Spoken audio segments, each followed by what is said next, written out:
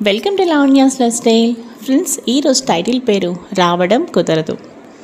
ఈరోజు ఒక మంచి కథతో మీ ముందుకు వచ్చేసానండి. ఈ కథ తప్పకుండా మొట్టమొదటి నుంచి చివరి దాకా వినడానికి ప్రయత్నించండి. ఇంకా లావణ్యాస్ లైఫ్ స్టైల్ ఛానల్ని సబ్స్క్రైబ్ చేయడం మాత్రం మర్చిపోకండి.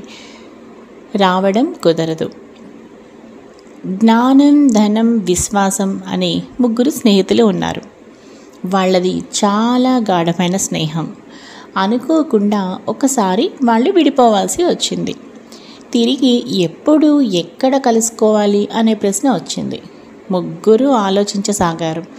ఇంతలో జ్ఞానం అంటుంది, దేవాలయాలు, విద్యాలయాల్లో నేను కలుస్తా అని.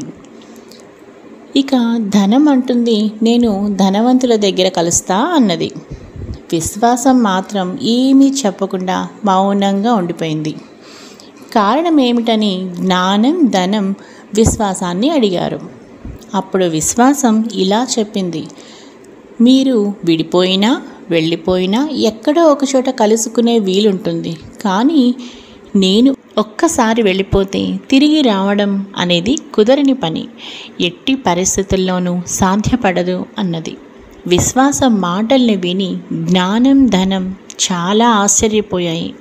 స్నేహం పట్ల, విడిపోవడం పట్ల విశ్వాసానికి ఉన్న గొప్ప అభిప్రాయాన్ని మెచ్చుకున్నాయి.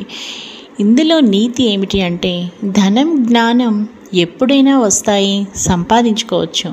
కానీ విశ్వాసం ఒక్కసారి పోతే మళ్ళీ రాదు అని ఈ కథలోని నీతి.